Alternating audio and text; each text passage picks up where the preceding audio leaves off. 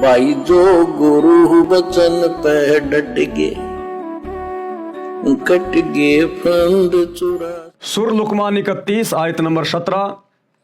बेटा नमाज यानी आरती कायम कर, यानी तीनों समय की अपनी आरती, तीनों समय की नमाज करता रहे। ये ओरिजिनल नमाज आज इस पूरी धरती पर केवल सतगुरु रामपाल जी के भक्तों के पास है। नमाज का मतलब होता है आरती करना, नित्य नियम करना, परमात्मा से अर्ज करना, स्तुति करना, प्रार्थना करना, इसको कहते हैं नमाज। मुसलमान भाई जो दिन में 5 टाइम की नमाज करते हैं या अन्य प्रकार की नमाज करते हैं, फजर की या मगरिब की अन्य नमाजें, ये ओरिजिनल नमाज नहीं है। ये नमाज करने से वो अल्लाह प्रसन्न नहीं होता, वो खुदा प्रसन्न नहीं होता। ओरिजिनल नमाज यदि पृथ्वी पर कोई कर रहा है वर्तमान में, त्रिकाल संध्या, जिस त्रिकाल संध्या के करने से आने वाले विनाशकारी समय में आपका बचाव हो सकता है, अन्यथा नहीं होगा। कितना ही सिर पटक लेना। ये ओरिजिनल त्रिकाल संध्या, ओरिजिनल नमाज यानी प्रार्थना, स्तुति, आरती केवल संत गुरु रामपाल जी से उपदेश लेने के बाद आपको मिलेगी। तो कह रहे हैं कि अपनी नित्य नियम, अपनी नमाज, अपनी आरती जो सच्चे मुर्शिद उस अल्लाह कबीर की शरण में आने के बाद तुझे मिलेगी, उसको नियमित करते रहना, विश्वास के साथ करना, विधि विधान से करना उसको। अल्लाह सब कुछ देख रहा है। बेटा नमाज यानी आरती कायम कर, नेकी का संदेश दे, किसी के साथ बकवाद मत करना, हंसी मजाक मत करना, ये फिल्में मत देखना, अश्लील और ये भद्दे गाने मत सुनना, अपनी आत्मा को गंदा मत करना। जहां भी बैठे नेकी का संदेश दे, सतगुरु के बारे में बता, अल्लाह कबीर धरती पे आया हुआ है उसके बारे में बता, नेकी का संदेश दे, बुराई से रोक, और जो भी मुसीबत पड़े तो सब्र कर। अगर सच्चे खुदा की सच्ची इबादत करते करते भी थोड़ा बहुत कोई संकट आ रहा है तो सब्र करना, जल्दबाजी मत करना। किसी काफिर के बहकाव में आके, किसी काल प्रेरित आत्मा के बहकाव में आके अपने धर्म कर्म को छोड़ मत देना, विचलित मत हो जाना, मन में कमजोरी मत लेके आना।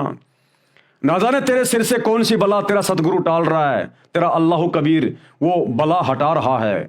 संत शरण में आने से आई टले बला, जय मस्तक में सूली हो व कांटे में टल जा। इतना विश्वास करके अपने धर्म कर्म पर लगे रहना, डगमग मत होना। ये बातें हैं जिनकी बड़ी ताकीद की गई है, यानी सब इन बातों को अच्छी मानते हैं। सुर लुकमान 31 आयत नंबर 18। और लोगों से मुख फेर कर बात ना कर, न जमीन पर अकड़ कर चल, अल्लाह किसी अहंकारी और डींग मारने वाले को पसंद नहीं करता। क्या कहा जा रहा है? किसी से मुंह फेर के बात ना करना। जैसे कई बार कोई पीछे से आदमी राम राम कर देता है और हम कह देते हैं हाँ ठीक है राम राम राम राम, तो कहते हैं ये मुंह फेर के बात ना करना। जमीन पर अकड़ के चलने वालों को अल्लाह पसंद नहीं करता। ये डींग मारने वालों को, घमंड करने वालों को, अहंकारी जीव को अल्लाह पसंद नहीं करता। कौन अल्लाह? अल्लाह कबीर, सतगुरु रामपाल जी आज हमें क्या बता रहे हैं? आधीनी के पास है पूर्ण ब्रह्म दयाल। गुरुदेव भगवान अल्लाह कबीर हमें शिक्षा देते हैं अपने सत्संगों में कि बच्चों आधीनी के पास है पूर्ण ब्रह्म दयाल। जो भगत आधीन होता है, विनम्र होता है, किसी के साथ में लड़ाई झगड़ा नहीं करता, अहंकार नहीं करता, सबके साथ प्यार प्रेम से पेश आता है, कहते हैं उसके पास है वो पूर्ण ब्रह्म दयाल अल्लाह कबीर। तो आधीनी के पास है पूर्ण ब्रह्म दयाल, मान बढ़ाई मारियो बेअदबी सिरकाल। ये मान बढ़ाई अहंकार है, इसको ठोकर मार देना। ये जो बेअदबी है ना, ये अहंकार करना, मान बढ़ाई, अकड़ के चलना, घमंड करना, ये बेअदबी है। कहते हैं बेअदबी भावे नहीं साहिब के ताही, और अजा मेल की बंदगी पलमाई बहाई। ये बकवादें उस अल्लाह कबीर को जो वर्तमान में सतगुरु रामपाल जी के रूप में धरती पे प्रकट है, उनको बिल्कुल भी पसंद नहीं है। आधीन भाव से रहना। साधु सोई जो सीधा चाल है। एक भगत के क्या लक्षण होते हैं? भगत का बोलना, उठना, बैठना, चलना कितना शालीन होता है, कितना अधीन होता है। कहते हैं उस भाव में चलना। तो ये शिक्षाएं जो मुसलमान भाइयों की इन पुस्तकों में हैं, अरे यही सारी शिक्षा तो गुरुदेव भगवान सतयुग से हमें देते हुए आ रहे हैं। यही सारी शिक्षाएं तो वेदों में हैं, गीता में है। यही सारी शिक्षाएं तो गुरुदेव भगवान ने हमें अपने सत्संगों में दी है, इन पुस्तकों में लिख दी है। और परमेश्वर अब वर्तमान में उन शिक्षाओं को सरल करके हमें समझा रहे हैं, सरल करके, ताकि हम बड़ी आसानी से समझ जाएं और अपनी भक्ति को, अपनी इबादत को सफल करें। तो क्या कह रहे हैं गुरुदेव? और लोगों से मुख फेर कर बात ना कर, न जमीन पर अकड़ के चल, अल्लाह किसी अहंकारी और डींग मारने वाले को पसंद नहीं करता। सुर लुकमान 31 आयत नंबर 19।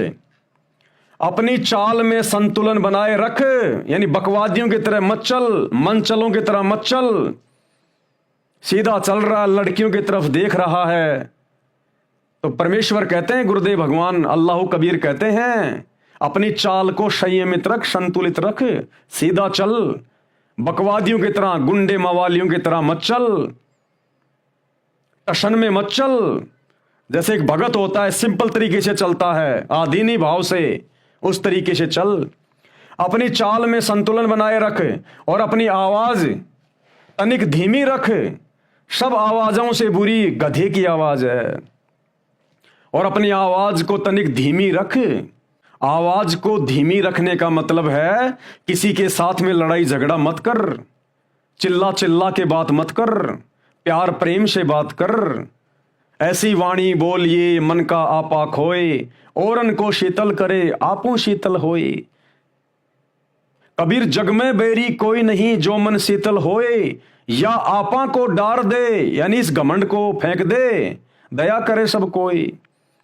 तो कहते हैं अपनी आवाज को तनिक धीमी रख। कोई सवाल जवाब करता है तो प्यार प्रेम से समझा, गुस्सा नहीं करना। सब आवाजों में सबसे बुरी आवाज गधे की है, अन्यथा परमेश्वर फिर आपको गधा बना देगा अगले जन्म में। गधा कि तेरे को बहुत ज्यादा शौक था ना लड़ाई झगड़ा करने का, ऊंची ऊंची आवाज में बोलने का, गालियां देने का, मैं ये कर दूंगा वो कर दूंगा, ले अब गधा बन और सारा दिन डेचू डेचू कर अब तू।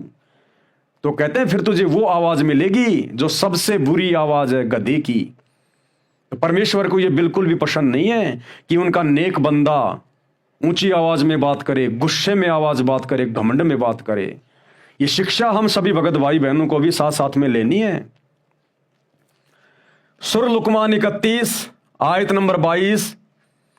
जो व्यक्ति अपने आप को अल्लाह के हवाले कर दे, यानी अपने गुरुजी के प्रति समर्पित हो जाए, उस अल्लाह कबीर के प्रति जो धरती पर मुर्शिद रूप में आता है, संत रूप में आया हुआ है, उसका ज्ञान लेकर, उसकी शरण ग्रहण करके जो अपने आप को समर्पित कर दे। समर्पित करने का मतलब है जैसा गुरु कहे वैसा ही हमने करना है, उन्हीं मर्यादाओं को निभाना है, अपनी तरफ से मनमाना आचरण नहीं करना, मनमानी भक्ति नहीं करनी। तो कहते हैं अपने आप को समर्पित कर दे। जो व्यक्ति अपने आप को अल्लाह के हवाले कर दे और व्यवहार में वह नेक हो, यानी बोलने में, चलने में, उठने में, बैठने में, बातचीत करने में, लेन देन में जो नेक हो, अच्छा हो, उसने वास्तव में एक भरोसे के योग्य सहारा थाम लिया। उसने वास्तव में एक भरोसे के योग्य सहारा थाम लिया। अब इस काल के लोक में, शैतान के लोक में सबसे ज्यादा भरोसेमंद कौन हो सकता है? अल्लाह कबीर, वो सच्चा मुर्शिद, वो बाखबर तत्वदर्शी संत सतगुरु रामपाल जी परमेश्वर। इनसे बड़ा भरोसे के लायक कोई नहीं है। ये शैतान तो धोखा देता है, ये तो धोखेबाज है, ये तो अपने स्वार्थ के लिए यहां पर हमें झूठी भक्ति में फंसा के बैठा है। लेकिन वो अल्लाह कबीर, सच्चा इबादही कबीरा, वो कभी धोखा नहीं देता इस काल की तरह, शैतान की तरह। तो कहते हैं जो मेरी शिक्षाओं पे चलेगा, सोचो समझो, उसने एक भरोसे के लायक हाथ को थाम लिया, यानी उसने अल्लाह का दामन पकड़ लिया, अल्लाह ने उस पर भरोसा कर लिया। अब अल्लाह की वो देख रेख में है, उसके ऊपर कोई आपत्ति वो परमेश्वर नहीं आने देगा। उसने वास्तव में एक भरोसे के योग्य सहारा थाम लिया, यानी परमात्मा उसके साथ है और सारे मामलों का अंतिम निर्णय अल्लाह ही के पास है। और अंत में भैया फिर जैसा जिसने कर्म किया है, जो जैसी मर्यादाओं में रह के भक्ति कर रहा है, इबादत कर रहा है, अंत में वो निर्णय तो फिर परमात्मा के पास है, सच्चे खुदा के पास है, सतगुरुदेव भगवान के पास में है। इन्हीं के दरबार में जाना है, इन्हीं के पास में, जहां ये अपने एक अन्य रूप में बैठे हुए हैं त्रिकुटी पर, जहां शरीर छोड़ने के बाद हम सभी जाते हैं।